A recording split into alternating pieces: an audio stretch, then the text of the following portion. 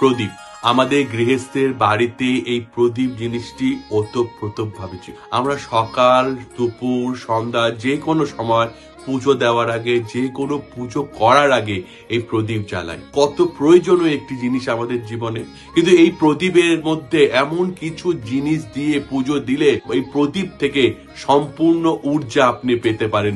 সেটা কি আপনি জানেন? নমস্কার বন্ধুরা, আমাদের আজকে আলোচ্য বিষয় হলো বাড়ির প্রদীপে, মানে গৃহস্থ বাড়ির প্রদীপে, ঠাকুর ঘরে যে প্রদীপে জ্বালানো হয় সেই প্রদীপে এমন কিছু কি জিনিস দিলে আমাদের সংসারে আমাদের জীবন ঊর্জায় ভরে উঠবে, তার থেকে সব থেকে বেশি পজিটিভিটিটা আমার জীবনে আসবে বা আমাদের জীবনে আসবে, যাতে আমাদের সংসারটা খুব সুন্দরভাবে চলে, ভালোভাবে চলে। সেই জন্যই তো ভগবানের উদ্দেশ্যে প্রদীপ জ্বালানো, যে শুধুমাত্র আপনার বাড়িটাই আলোকিত হবে তা নয়, আপনার জীবনও আলোকিত হবে সেই প্রদীপের আলোতে এবং প্রদীপের ঊর্জাতে। শুধুমাত্র ভালো কাজের জন্য প্রদীপ ব্যবহার করা হয় তা কিন্তু না, অনেক খারাপ কাজের জন্য প্রদীপ ব্যবহার করা হয়। তাহলে আপনি ভাবতে পারছেন এই ঊর্জাটাকে কিভাবে ব্যবহার করলে আপনার জীবনে পজিটিভিটি আসবে, সেটি আপনার হাতের উপর। তার ব্যাপ্তিটা দেখছেন কোথা থেকে কতখানি। তো সুতরাং আপনাকে বুঝতে হবে, আপনার বাড়ির প্রদীপটা শুধু জ্বালানোর জন্য প্রদীপ জ্বালিয়ে দিলেন সেটা কিন্তু করবেন না,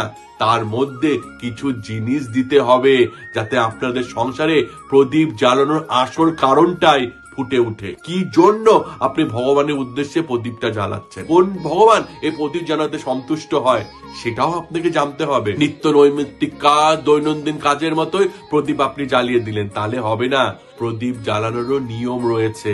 তো আজকে আমরা আলোচনা করব যে প্রদীপ কি করে জ্বালাবেন এবং বাড়িতে কোন দিন প্রদীপের মধ্যে কি দিলে, বার অনুসারে কি দিলে আপনার সংসারে এই প্রদীপ জ্বালানোর সম্পূর্ণ পজিটিভিটি আপনি পেতে পারেন এবং আপনার সংসারে প্রদীপ থেকে যে ভালো জিনিসগুলো আছে, শুভ জিনিসগুলো আছে, সেগুলো আপনার জীবনে আসে। শুধুমাত্র জ্বালানোর জন্য কিন্তু প্রদীপ জ্বালাবেন না, এই কথাটা আমি বারবার বলে দিচ্ছি। শুধু একটি কাজের জন্য প্রদীপ জ্বালানো তেমন আপনি করবেন না। তাহলে আসুন আজকে আলোচ্য বিষয়ে প্রথমে কথা বলা যাক।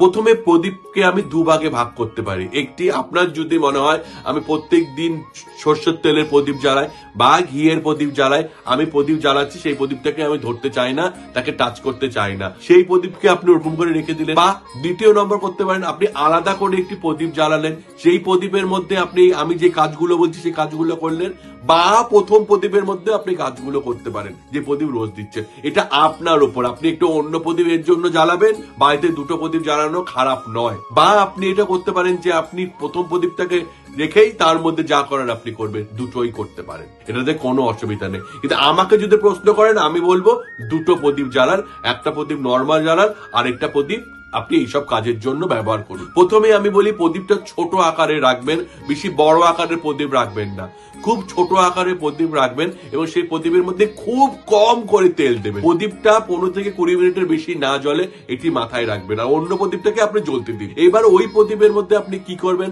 সবার প্রথমে শনিবার দিন যখন প্রদীপ জ্বালাবেন কালো তিল দেবেন। ওই প্রদীপটা জ্বালানোর সময় কালো তিল আপনি অ্যাড করবেন ওর মধ্যে। এতে কি হবে, শনিদেব সন্তুষ্ট হবে, আপনাদের সংসারে শনির কোন প্রকোপ থাকলে সেগুলো থেকে আপনি বেরিয়ে আসতে পারবেন, নজর লাগবে না, সবসময় আপনার বাড়িটা গার্ড করে রাখবে।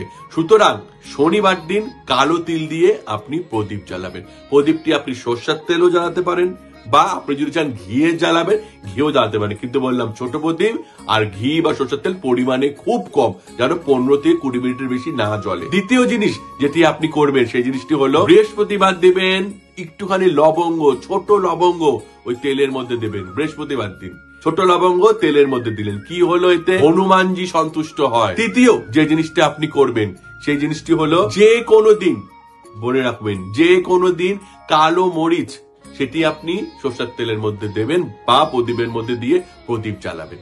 এটাতে কি হবে, নারায়ণ সন্তুষ্ট হবেন, নারায়ণ সন্তুষ্ট হবে, তার কৃপা দৃষ্টি আশীর্বাদ সবসময় আপনি আপনার জীবনে পাবেন। মঙ্গলবার দিন আবার সেই প্রদীপ জ্বালাবেন। প্রদীপের মধ্যে আপনি কি দিবেন, একটু হলুদ, অল্প একটু হলুদ দিয়ে আপনি প্রদীপ জ্বালাবেন। কি হবে, মা লক্ষ্মী সন্তুষ্ট হবে এবং মা লক্ষ্মীর মাধ্যমে সমস্ত বাড়িতে আপনার সুখ শান্তি সমৃদ্ধি সব সময় বিরাজ করবে। বুধবার দিন কি করবেন, চাল দেবেন, 3টে চাল, বেশি নয়, ছোট্ট প্রদীপ 3টে চাল, তার থেকে বেশি আপনি চাল দেবেন না। চাল দিয়ে সরষের তেল বা ঘি দিয়ে প্রদীপটি আপনি জ্বালাবেন। এতে কি হবে? অন্যান্য সমস্ত দেবদেবী যা রয়েছে তারা সন্তুষ্ট হবেন এই দিন। তাহলে সমস্ত দেবতাকে কিন্তু আপনি সন্তুষ্ট করছেন আপনার প্রদীপের মাধ্যমে, তার আলোর মাধ্যমে। এরপরে কি করবেন? এরপরে কর্পূর দেবেন প্রদীপের মধ্যে। কর্পূর দিয়ে প্রদীপ আপনি জ্বালাবেন। তাতে কি হবে? তাতে হবে গুরুদেব সন্তুষ্ট। আপনি যে গুরুর দীক্ষা নিয়েছেন, তার গুরুর মাধ্যমে আপনি দীক্ষিত, সেই গুরুদেব সন্তুষ্ট হবে। আর সবশেষে কি করবেন? চন্দন দিয়ে প্রদীপ জ্বালাবেন। কোন দিন জ্বালাবেন? সোমবার দিন আপনি জ্বালাবেন। এটাতে কি হবে? শিব ঠাকুর সন্তুষ্ট হয়। তাহলে আপনি বুঝে গেলেন কোন দিন কোন প্রদীপ কি দিয়ে জ্বালালে আপনার সংসারে প্রদীপ থেকে সমস্ত পজিটিভ জিনিস আসবে, সমস্ত পজিটিভ ঊর্জা আপনি পাবেন এবং আপনার সংসারে সুখ সমৃদ্ধি সবসময় থাকবে, সংসার থেকে খারাপ জিনিসগুলো চলে যাবে। সুতরাং প্রদীপ জ্বালানোর জন্য প্রদীপ জ্বালাবেন না। প্রদীপ জ্বালানোর একটি কারণ আছে, সেই কারণটি বুঝে কোন দিন কোন প্রদীপ জ্বালাতে হয় সেটি করে আপনাকে জ্বালাতে হবে। এইভাবে যদি আপনি প্রদীপ জ্বালান, তাহলে এই প্রদীপের পজিটিভিটি গুলো, শুভ জিনিসগুলো, ভালো জিনিসগুলো আপনি আপনার জীবনে পাবেন, আপনি আপনার সংসারে পাবেন। দেখবেন অনেকে কিন্তু এইভাবেও প্রদীপ জ্বালায়, কিন্তু সেই তত্ত্বটি আপনাকে কখনো বলে না, কারণ তারা চায় না সেই তত্ত্বগুলো বেফাস হয়ে যায়, যাতে তার উপকারিতা আপনার জীবনেও আপনি পান। সুতরাং কেউ বলবে না। এগুলো মেনে মেনে চলুন, নিয়মগুলো পালন করুন, দেখবেন আপনার সংসারটা কত ভালো হয়ে উঠবে।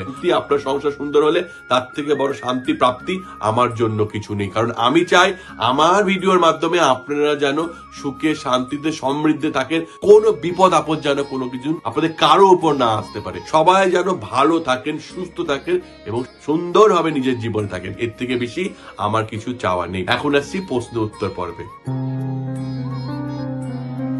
আমাদের একজন দর্শক আমাকে প্রশ্ন করেছে, দাদা খুব ছোট একটি বাচ্চা, তার যদি কোনো কারণে নজর লেগে যায় তখন আমি কি করব? এইবার বড়দের তো অনেক কিছু করা যায়, ছোটদের ক্ষেত্রে কি করতে হবে? উনাকে আমি উনার প্রশ্নের উত্তর দিয়েছি, তবুও আমি সবার জন্য বলছি, কি করবেন? এক মুঠো লবণ নেবেন। লবণটিকে ডান হাতের মধ্যে নেবেন, নিয়ে লবণটিকে পুরো মাথা থেকে পা পর্যন্ত পুরো চক্কর দেওয়াবেন 7 বার। ঠিক আছে? ঘোরাবেন।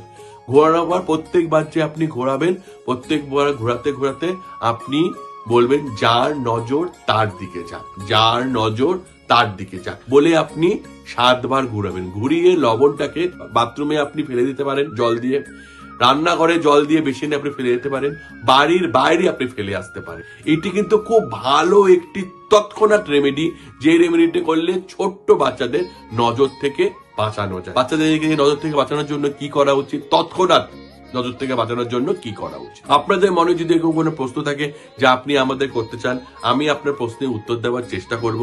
যে কমেন্টটা সব থেকে ভালো লাগবে তার উত্তর আমি ভিডিওর মাধ্যমে দেব। আপনাদের যদি আমাদের চ্যানেল ভালো লাগে, এরকম আরো টিপস পেতে আমাদের চ্যানেলটিকে অবশ্যই সাবস্ক্রাইব করুন। তাহলে আজকে এটি করে রাখছি। নমস্কার।